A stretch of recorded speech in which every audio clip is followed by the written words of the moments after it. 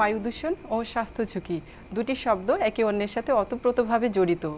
বর্তমানে এই যান্ত্রিক জীবনে আধুনিকতার ছোঁয়া যেমন বাড়ছে, সেই সাথে লাফিয়ে লাফিয়ে বাড়ছে বায়ু দূষণ এবং শ্বাসযন্ত্রের সমস্যা। মানুষ ভুগছে নানা রকম জটিল ব্যাধিতে, তার মধ্যে শ্বাসকষ্ট, হাঁপানি, কাশি এগুলো অন্যতম। গুরুত্বপূর্ণ এই বিষয়টি নিয়ে আলোচনা করার জন্য আমাদের আজকের এই আয়োজন। প্রিয় দর্শক, আপনাদের সবাইকে আমন্ত্রণ জানাই আরটিভির স্বাস্থ্য বিষয়ক নিয়মিত অনুষ্ঠান মেডিক্যাফেতে, পাওয়ার্ড বাই নেভিয়ান। আপনাদের সাথে আছি আমি ডক্টর রীতা রানী পাল। আমার সাথে স্টুডিওতে আছেন একজন বিশেষ অতিথি, ডক্টর মইনুল হক, সহযোগী অধ্যাপক, রেসপিরেটরি মেডিসিন বিভাগ, Khulna medical college hospital, Khulna. Sir কেমন আছেন? আলহামদুলিল্লাহ, আজকের আয়োজনে আপনাকে স্বাগতম। ধন্যবাদ রীতা। স্যার, আমরা আজকে আলোচনা করব বায়ু দূষণ এবং শ্বাসযন্ত্রের বিভিন্ন সমস্যা নিয়ে। স্যার, বাংলাদেশের বাতাস কি অনেক বেশি দূষিত? আমরা কি অনেক বেশি অসুস্থতার ঝুঁকিতে আছি? ধন্যবাদ ডক্টর রীতা। বাংলাদেশের বাতাস আসলেই অনেক বেশি দূষিত। একটু ঘেটেছিলাম কয়েকদিন আগে, এই বছরের 2026 সালের শুরুতে 300 পর্যন্ত উঠে গেছিল AQI লেভেল। আচ্ছা, তার আগে তাহলে আমি একটু AQI লেভেলটা কি একটু বলি। AQI হলো এয়ার কোয়ালিটি ইন্ডেক্স। এটা একটা স্কেল 0 to 500 এই পর্যন্ত একটা স্কেল। যদি 50 পর্যন্ত হলো গুড, 101 থেকে 150 আনহেলদি, 150 থেকে 200 মানে মডারেট, মানে এটা হলো আনহেলদি আর কি, মডারেট আনহেলদি। মোর দেন 200 সিভিয়ার আনহেলদি বা এবং মোর দেন 300 হলো হ্যাজার্ডাস। স্যার, আমরা কোথায় আছি?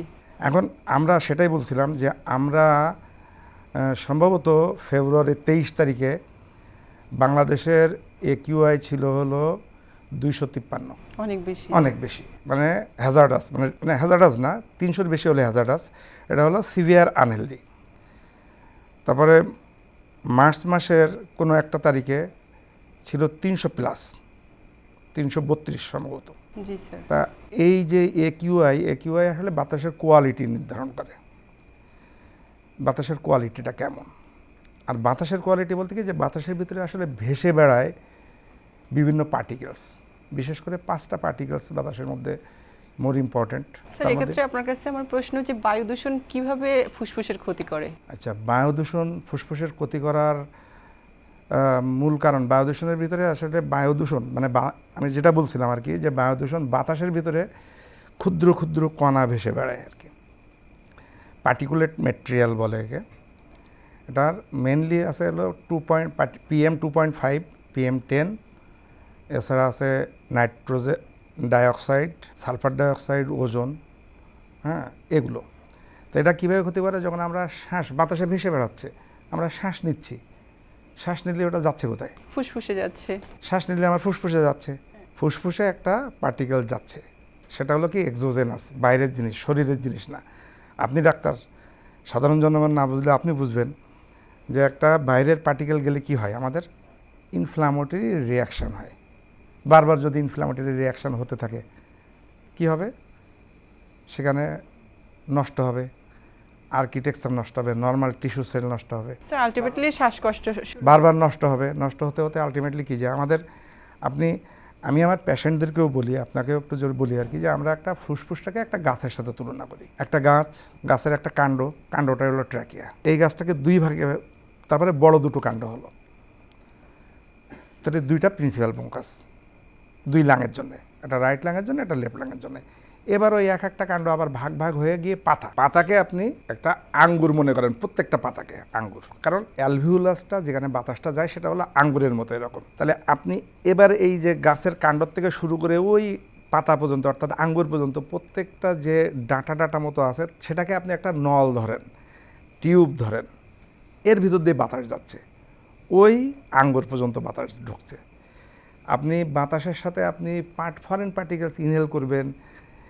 আমাদের ফুসফুসের এই যে নাকের ভিতরে লোম আছে, এখানে কিছু সিলিয়ারি মুভমেন্ট আছে, এগুলোতে 10 মাইক্রোমিটার পর্যন্ত বা মাইক্রন পর্যন্ত পার্টিকেলস আটকায়, কিন্তু 2.5 to 10, কিন্তু 2.5 to 10-এর নিচের পার্টিকেলগুলো আটকাতে পারে না।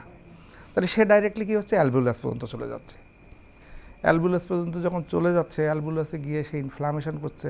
অ্যালবুলাস থেকে সে এত ছোট পয়েন্ট, ওই যে আমাদের বাতাসের যে দূষণের মধ্যে সবচেয়ে মারাত্মক জিনিসটা হলো PM2.5। PM2.5 একদম অ্যালবুলাস পর্যন্ত যাচ্ছে। অ্যালবুলাসে গিয়ে অ্যালবুলাসের আর্কিটেকচার নষ্ট হচ্ছে, ওখানে এমফাইসিমা তৈরি করতেছে। ওইখানে অনেক PM2 জমে যাওয়ার জন্যে বাতাস রক্তের যাবে এটা এই পথে একটা মেমব্রেনটা বাধার সৃষ্টি করছে। বাধার সৃষ্টি করতেছে। কিছু PM2.5 সেটা ওখান থেকে রক্তে অ্যাবজর্পশন হচ্ছে হয়ে ডিস্টাল টু দ্য লাং, অর্থাৎ সার্কুলেটরি সিস্টেম দিয়ে অন্য জায়গায় চলে যাচ্ছে, বিশেষ করে ব্রেনে, হার্টে। তাহলে সেখানে শুধু শ্বাসকষ্টই হচ্ছে না, আমার বায়ু দূষণের জন্যে ব্রেনেরও সমস্যা হচ্ছে, স্ট্রোক হতে পারে, হার্টের সমস্যা হচ্ছে, এগুলো হচ্ছে আর কি। আচ্ছা, তারপরে আপনাকে আরেকটু বলি যে আপনি বায়ু দূষণ জিজ্ঞাসা করছিলেন, যে একটা স্টাডি ইউনিভার্সিটি অফ শিকাগো, তারা AQLI অর্থাৎ এয়ার কোয়ালিটি লাইফ ইন্ডেক্স, একটা স্টাডিতে দেখা গেছে কি যে বাংলাদেশের বায়ু দূষণ এমন পরিমাণে যে এই বায়ু দূষণের জন্য আমাদের গড়ে 5.5 ইয়ার আমরা কম বাঁচতেছি, আর যারা ঢাকা শহরে তাদের 6.9 ইয়ার কম বাঁচতে, মানে আয়ু কমে যাচ্ছে। আয়ু কমে যাচ্ছে এই দূষণের জন্য।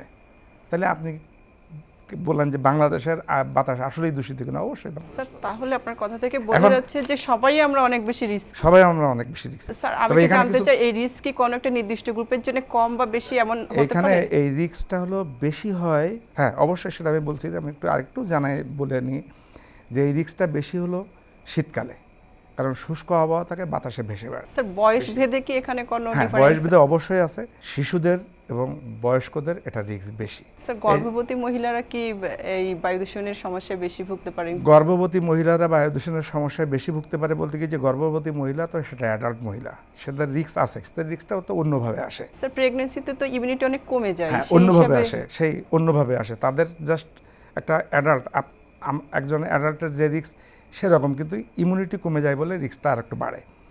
বাচ্চাদেরও রিস্ক, বাচ্চাদের বয়স্কদের রিস্ক, দুটো রিস্ক হলো কী জন্যে, যে বাচ্চাদের রিস্কটা হলো কি যে বাচ্চাদের লাংটা ডেভেলপ ঠিক মতো হয় না, এবং লাংটা আসলে কি প্রায় 4 বছর পর্যন্ত ডেভেলপ হয়। বাচ্চারা ছোট, আমাদের যে বাতাসের যে কোয়ালিটি, সেই কোয়ালিটিটা স্তরে স্তরে বেশি, যত আপনি উপরে উঠবেন তত কোয়ালিটিটা ভালো হবে। যত গ্রাউন্ড লেভেলে থাকবে তত কোয়ালিটি খারাপ। বাচ্চা ছোট, সে গ্রাউন্ড লেভেলে শ্বাস নিচ্ছে, সেখানে দূষণের মাত্রা বেশি। বাচ্চারা বড়দের থেকে শ্বাস কিন্তু বেশি নেয়। একটা স্টাডিতে দেখা গেছে কি যে বাচ্চারা বড়রা ঠিক যে ওই সাপোজ 2 মিনিট সময়ে বড়রা যে শ্বাস নেয়, বাচ্চারা তার দ্বিগুণ শ্বাস নেয়, অর্থাৎ তারা দ্বিগুণ পার্টিকেল ইনহেল করতেছে। বাচ্চাদের ইমিউনিটি ডেভেলপ না, কম, তাহলে তারা ভালনারেবল বেশি, তাদের এই সমস্যাগুলো বেশি হচ্ছে। কি সমস্যা হচ্ছে?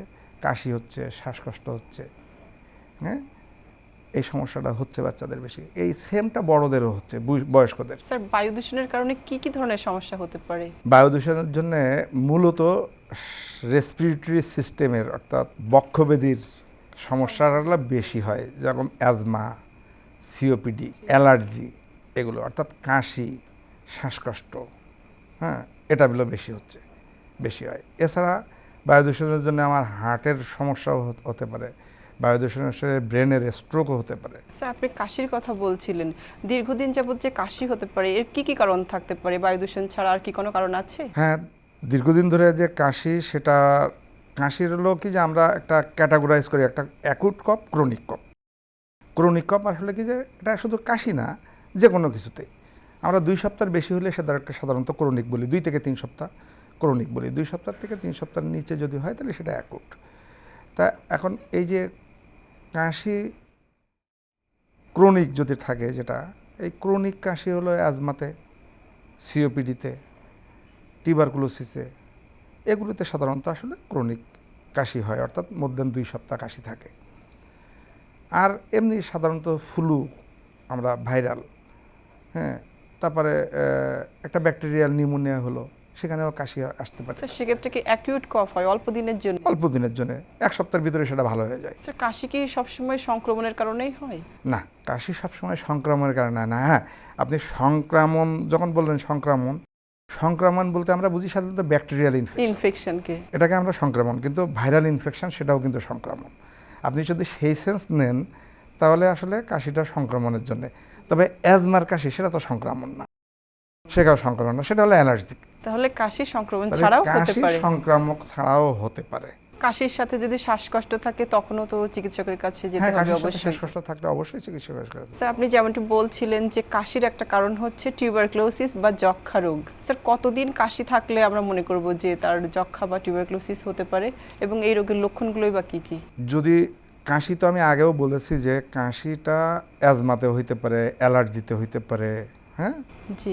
যক্ষ্মাতে হইতে পারে। যক্ষ্মার কাশিটা সাধারণত কি যে 2 সপ্তাহের বেশি থাকবে, এবং সেই সাথে এর লক্ষণটা কি, যাতে লক্ষণের ভিতরে একটা কাশি বললাম, আর লক্ষণগুলো কি যে জ্বর থাকবে। সেই জ্বরটা হলো অল্প অল্প জ্বর, লো গ্রেড ফিভার আমরা বলি। সেই জ্বরটা সাধারণত বিকালের দিকে বা সন্ধ্যা রাতের দিকে বাড়ে। খাওয়ার রুচি থাকে না, ক্ষুধামন্দা থাকে, সেই খাওয়ার রুচির জন্যই কম থাকে বলেই ওজনও কমে যায় 1-2 মাসের মধ্যে, এবং বেশ ওজন কমে যায়, 2 থেকে 3 কেজি কমে যায়। আর একটা ইম্পর্টেন্ট সিমটম হলো যে রাত্রে ঘামে, কেউ ঘামতেছে না অথচ ঘেমে শরীর ভিজে যায়, জামা ভিজে যায়, বালিশ ভিজে যায়। তাহলে এই লক্ষণগুলো যদি থাকে তাহলে অবশ্যই ডাক্তারের শরণাপন্ন হওয়া উচিত। স্যার আমরা শুনছিলাম বায়ু দূষণ এবং শ্বাসতন্ত্রের বিভিন্ন জটিলতা নিয়ে। আপনার কাছ থেকে আমরা অসংখ্য তথ্য পেয়েছি। আশা করি এই তথ্যগুলো আমার দর্শকদের জন্য অনেক উপকারী হবে। এই বিষয়ে আমরা আরও বিস্তারিত জানবো, কিন্তু একটা ছোট্ট বিরতির পর। প্রিয় দর্শক, আপনারা দেখছেন RTVর চিকিৎসা বিষয়ক নিয়মিত আয়োজন মেডিক্যাফে অনুষ্ঠান, পাওয়ার্ড বাই নেভিয়ান। অনুষ্ঠানের এ পর্যায়ে নিয়ে নিচ্ছে একটা ছোট্ট বিরতি। RTVর সাথেই থাকুন।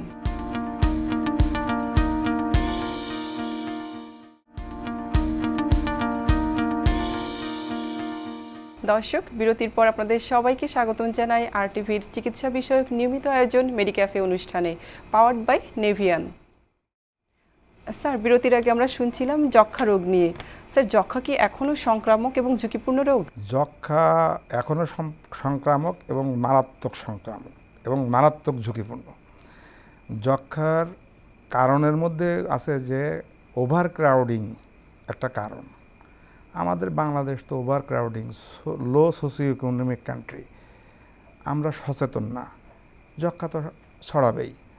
আর সংক্রমণটা হয় কিভাবে যক্ষ্মার, যে আমি সাপোজ আপনি ধরেন আমি যক্ষ্মা রোগী, আমি কথা বলতেছি, কাশি দিচ্ছি, হাসি দিচ্ছি, একটা কাশিতে 1000 অফ ড্রপলেটস, অর্থাৎ কাশির সাথে দিলে হাসি দিলে ক্ষুদ্র রোগ জীবাণুগুলো ছড়িয়ে, হ্যাঁ, ক্ষুদ্র ক্ষুদ্র লালা মিশ্রিত জিনিস দেখবেন, যে একটা হাতের সামনে কাশি দিলে দেখবেন হাতে লেগে যাচ্ছে, ওটা বাতাসে ভেসে বেড়ায় ঘন্টার পর ঘন্টা। তখন আর একজন ইনহেল করতেছে, তার ওই জীবাণুটা ভেতরে চলে ভেতরে যাচ্ছে, ঢুকছে, ঢুকে যক্ষ্মা হয়ে যাচ্ছে। সবার হচ্ছে না, ইমিউনিটি ভালো, যাদের ইমিউনিটি ভালো থাকে, কিন্তু ইমিউনিটি কমে গেলে হচ্ছে, বেশি পরিমাণ জীবাণু ঢুকে গেলে হচ্ছে। তাহলে অবশ্যই যক্ষ্মা এখন সংক্রামক এবং এটা মারাত্মক সংক্রামক। তবে ভয়ের নাই কি যে হ্যাঁ আমার ফ্যামিলিতে যক্ষ্মা হলো তাহলে সংক্রামক, আমি তাকে আলাদা করে দিব না, একসাথেই থাকবো। কারণ কি যে ওষুধ শুরু করলে 2 থেকে 3 সপ্তাহের মধ্যে সংক্রামিত মানে সম্ভাবনাটা ছড়ানোর কমে যায় না, ছড়াই না 2 থেকে 3 সপ্তাহের মধ্যে। এই 2-3 সপ্তাহ আমরা একটা প্রোটেকশন ব্যবহার করব, অর্থাৎ মাস্ক পরে থাকবো। তার হয়তো আলাদা ঘর দিলাম, একসাথে বসে খেলাম, থালা বাসন আলাদা করে হ্যাঁ, দেব। না কোনো দরকার নেই, কোনো দরকার নেই থালা বাসন আলাদা করার, যক্ষ্মা একসাথে রোগের খাচ্ছি। চিকিৎসা সম্পর্কে যদি আমার দর্শকদেরকে একটু বলেন। যক্ষ্মা রোগের চিকিৎসা আসলে কঠিন না, কিন্তু চিকিৎসার যে সমস্যাটা হলো কি যে 2 সপ্তাহ 3 সপ্তাহ ওষুধ খেলেই রুগী ভালো হয়ে যায়, রুগী মনে করে আমি ভালো হয়ে গেছি, সেখানে রুগী ওষুধ বন্ধ করে দেয়। এটাই হলো সবচেয়ে মূল সমস্যা। চিকিৎসা সোজা, হ্যাঁ, প্রতিদিন ওজন ভিত্তিক ওষুধ দেওয়া হয়, হ্যাঁ, 3টা অথবা 4টা অথবা 5টা, সর্বোচ্চ 6টা ওজন হিসাবে। স্যার মাঝপথে ওষুধ বন্ধ করে দেওয়াটা তো অনেক বেশি ঝুঁকিপূর্ণ। মাঝপথে ওষুধ বন্ধ করে দেওয়াটা অবশ্যই ঝুঁকিপূর্ণ। আমি তো ওই বললাম যে 2 সপ্তাহ পরে ভালো হয়ে যাচ্ছে, 3 সপ্তাহ পরে ভালো হয়ে যাচ্ছে, ওষুধ বন্ধ করে দেয়, এটা ঝুঁকিপূর্ণ। কারণ বন্ধ করে দিলে এই ওষুধে আর কাজ করবে না। ওই অ্যান্টিবায়োটিক রেজিস্ট্যান্স যেমন বলছিলাম, এই যক্ষ্মার জন্য কিছু একদম সিলেক্টিভ ফিক্সড ওষুধ, যে ওষুধগুলো এখান থেকে 50-60 বছর আগে তৈরি হয়েছে, আর এর ভিতরে আর কোনো ওষুধ তৈরি হয় নাই, নতুন করে কোনো ওষুধ আসে নাই। তো ওই ওষুধ যদি রেজিস্ট্যান্স ডেভেলপ করে তাহলে কি হবে, যক্ষ্মা তো সারবে না, তখন MDR TB XDR TB develop করবে। সেই কারণে যক্ষ্মার ওষুধ বন্ধ করে দেওয়া উচিত না। যক্ষ্মার ওষুধ নিয়মিত 6 মাস খাইলে যক্ষ্মা পুরোপুরি ভালো হয়ে যায়, এবং কষ্ট হলেও যক্ষ্মার ওষুধ 6 মাস একটানা খাওয়া উচিত। স্যার, যক্ষ্মা রোগে আক্রান্ত রোগী এবং তার পরিবারের সদস্যদের জন্য যদি আপনি আপনার মূল্যবান মতামত দিতেন। যক্ষ্মা রোগে আক্রান্ত রোগী এবং পরিবারের সদস্যদের জন্য আমার উপদেশ হলো একটাই, যে যক্ষ্মা ছোঁয়াচে রোগ, কিন্তু এটা মারাত্মক খারাপ রোগ না। সুতরাং যক্ষ্মা রোগীকে আপনি আলাদা করবেন না, আপনি আপনার ঘরেই রাখুন। আপনি নিয়মিত প্রতিদিন ডাক্তারের পরামর্শ মতো ওষুধ সেবন করুন, 6 মাস ওষুধ সেবন করুন, যক্ষ্মা একদম ভালো হয়ে যাবে। কোনো ভয় পাওয়ার কিছু নেই। তাদেরকে আলাদা করে রাখবেন না, আর পুষ্টিকর খাবার খেতে দিন। প্রতিদিন আমরা বলি যে 2টা করে ডিম খাক, বেশি করে মাছ খাক, বেশি করে মাংস খাক, হ্যাঁ, ইমিউনিটি বাড়াক। এটাই হলো উপদেশ। স্যার, শ্বাসতন্ত্রের আমাদের আরেকটা রোগ আছে নিউমোনিয়া।